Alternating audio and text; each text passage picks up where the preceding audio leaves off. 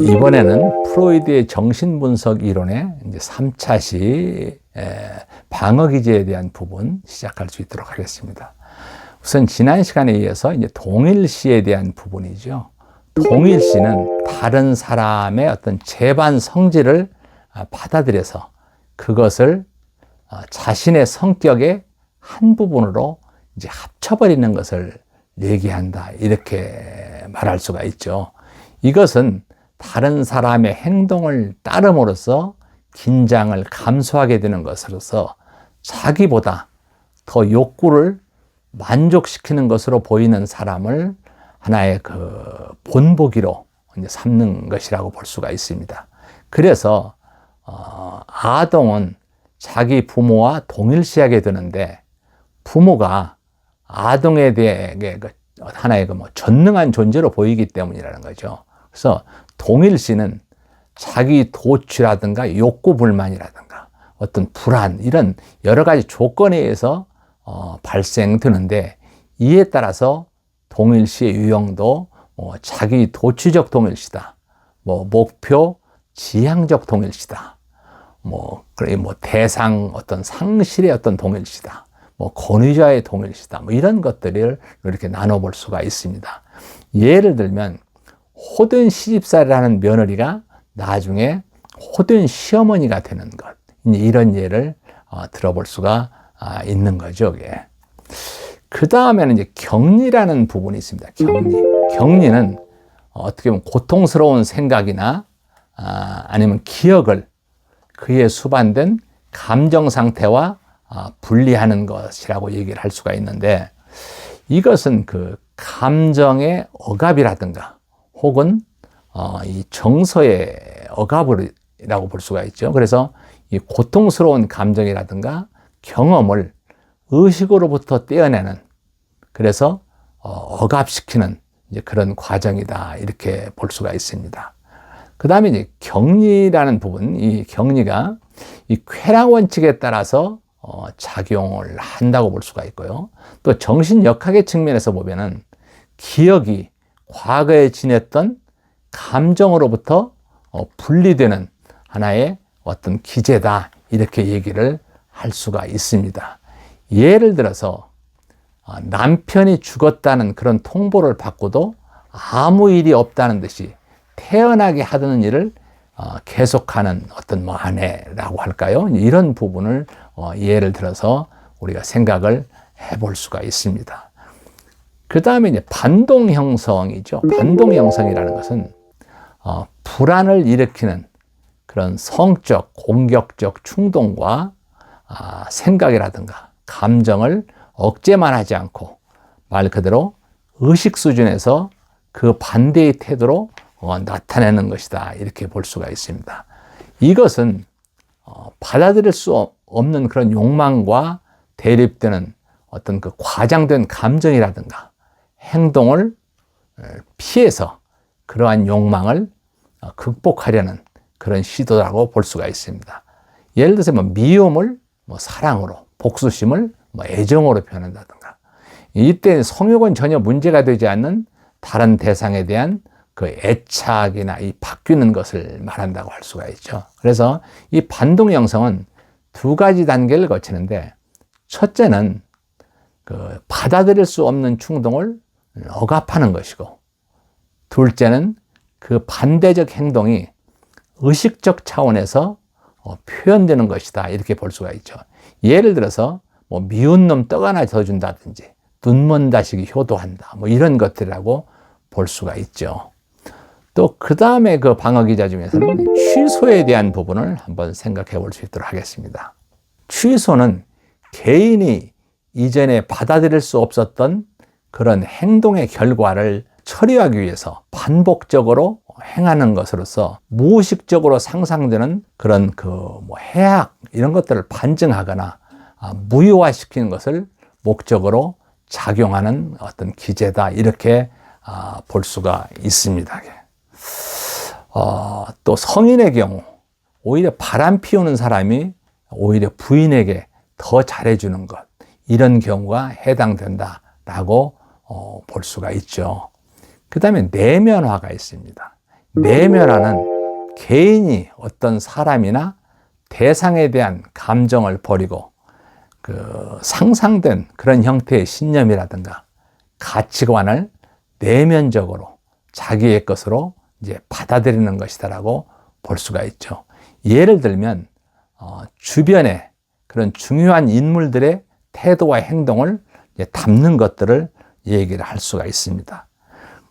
이것은 사회화의 기본이 되는 것으로서 타인의 속성과 모방을 어떤 특질을 모방하는 그런 동일 시도라고 볼 수가 있죠. 그래서 이게 바로 내면화의 결과인데, 예를 들어서 아동이 부모의 속성을 내면화시켰을 때 부모와 동일시했다, 이렇게 볼 수가 있습니다.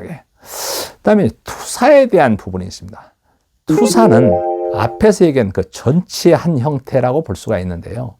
개인이 스스로 받아들일 수 없는 충동이라든가 어떤 태도라든가 행동, 이런 것들을 무의식적으로 타인이나 환경의 탓으로 돌리는 것을 말한다고 볼 수가 있습니다. 이것은 바로 자기의 결점을 어떤 사람이나 사물을 통해서 비난을 하는 거죠. 그래서 투사는 개인이 자기의 적개심이라든가 또 이기심, 성적 문란 등의 결점이라든가 허물에 대한 어떤 그 객관적인 그런 증거가 존재하지 않을 때 이들을 동료나 타인의 탓으로 돌려 자기 자신이 받아들일 수 없는 충격을 하나의 완화하고자 하는 이런 부분들이 투사다, 이렇게 볼 수가 있죠. 또 이제 부정이라는 부분이 있습니다. 부정은 말 그대로 자신에게 불안을 가져다 주는 그런 일들을 사실이 아니라고 이제 부정을 하거나 아니면 불쾌하거나 그런 위협적인 사실을 목격하거나 듣는 것을 거절하는 것이라고 볼 수가 있죠. 그래서 부정은 불안과 고통을 제거하는 하나의 그 단순하고도 효과적이고 널리 사용되고 있는 그런 기제 중에 하나다, 이렇게 볼 수가 있습니다. 때로는 어떤 사실을 부정하는 것이 심각한 위기에서 그 긍정적인 효과를 이제 발휘할 때도 있죠. 또 어떤 절망적인 사실에 대해서 이를 부정하고 희망을 갖도록 하는 것은 부정이 지닌 긍정적인 어떤 기능이다, 이렇게 얘기를 할 수도 있겠습니다. 그 다음에 이제 강박관념에 대한 방어 기제에 대해서 한번 생각을 해볼 수 있도록 하겠습니다. 강박관념은 말 그대로 불안을 제거하거나 경감시키기 위해서 행하는 어떤 반복적이고 영속적인 그런 행동, 예를 들어 사고, 습관, 이런 경우를 말하는데, 이것은 어떤 특수한 부분의 생각을 잠시 동안 의식하지 않기 위해서 자신의 정상적인 생각으로부터 그것들을 분리해서 고립화시키는 것을 얘기하고 있습니다. 즉, 불안을 일으키는 그러한 부분을 하나의 그 빈 공간으로 만들어서 이제 사고하는데 연결되지 않도록 하고, 그 부분을 의식하는 것으로부터 불가능하게 방해하는 것, 이것을 우리가 하나의 강박관념이다, 이렇게 얘기를 할 수가 있습니다. 그 다음에 이제 고착인데, 이 고착은 발달 단계의 어느 한 시기에 고정되어서 그 이후에 발달이 중지가 된다든지, 말 그대로 성숙된 독립이 형성되지 않은 그런 상태를 얘기를 하고 있습니다. 이것은 어떤 불안정이라든가 실패라든가 처벌, 이런 것들이 두려워서 다음 단계로 발달하지 못하고 초기의 어느 한 단계에 머물러 있는 그런 상태다, 이렇게 볼 수가 있습니다. 이와 같이 고착은 발달되지 않은 상태가 어느 한 단계에서 그대로 계속 유지되어 가는 것이라고 볼 수가 있습니다. 그 다음에 그 방어기제에서는 그 퇴행을 한번 생각해 볼 수 있도록 하겠습니다. 이 퇴행은 생애 초기에 성공적으로 사용했던 어떤 생각이라든가 감정이라든가 행동에 의지해서 자기 자신의 불안이나 위협을 해소하려는 그런 과정이다. 이렇게 얘기를 할 수가 있죠. 즉, 이것은 바로 실패할 가능성이 있거나 어떤 그 불안한 상황에 대한 해결책이라고 볼 수 있는데요. 예를 들어 생애 초기 단계의 행동 양식으로 자꾸 후퇴해 나가는 것, 이걸 얘기하죠. 그래서 퇴행은 안전하고 즐거웠던, 말 그대로 인생의 이전 단계로 후퇴함으로써 불안을 완화시키고 일시적으로 불안을 감소시키지만 근본적인 원인은 잘 해결하지 못한다는 거죠. 예를 들어서 이 퇴행의 예를 들면 동생을 둔 아이가 있다면 동생으로부터 부모의 애정을 빼앗기 위해서 어리광을 부리고 때를 쓰는 그런 행동, 이걸 갖다가 우리가 퇴행의 예로 볼 수가 있습니다. 그 다음에 승화에 대한 부분이 있죠. 승화는 말 그대로 정서적 어떤 긴장이라든가 충동이라든가 감정, 이런 것들을 사회적으로 인정될 수 있는 행동 방식으로 표출하는 것이다. 이렇게 볼 수가 있습니다. 즉 이것은 사회적으로 가치 있는 그런 대상을 통해서 욕구를 충족시키는 기제다고 볼 수가 있죠. 창조적이라든가 헌신적인 작업에 몰두하게 되는, 예를 들어서 그런 것을 승화시킨다고 얘기하죠. 그래서 이 승화는 대체로 성적인 에너지가 전환되어서 사회적으로 유익한 목적으로 사용되기도 하고, 또 자아가 충동을 억제하지 않고 충동의 목적이나 대상을 변화시켜서 문제가 있는 그러한 충동을 건전하고 건설적인 방법으로 다루는 어떤 전략이다. 이렇게 얘기를 할 수가 있습니다.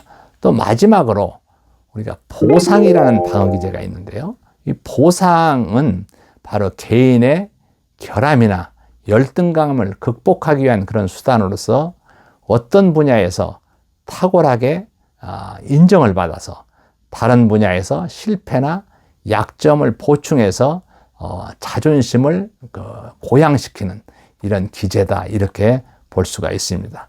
즉 개인의 결함을 다른 것으로 대체시킴으로써 보상을 하는 것을 말하고 있는데요.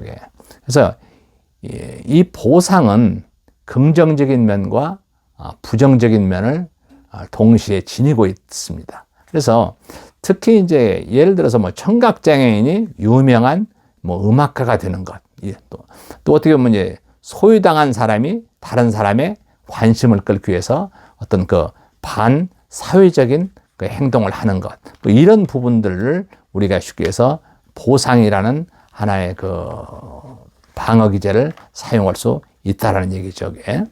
자, 그래서 방어 기제까지 쭉 알아봤는데요. 바로 이제 이 프로이드 자체는 말 그대로 여러 가지 치료 과정에서 나타난 신경증 환자의 언행, 이런 부분들을 많이 이제 봐왔어요.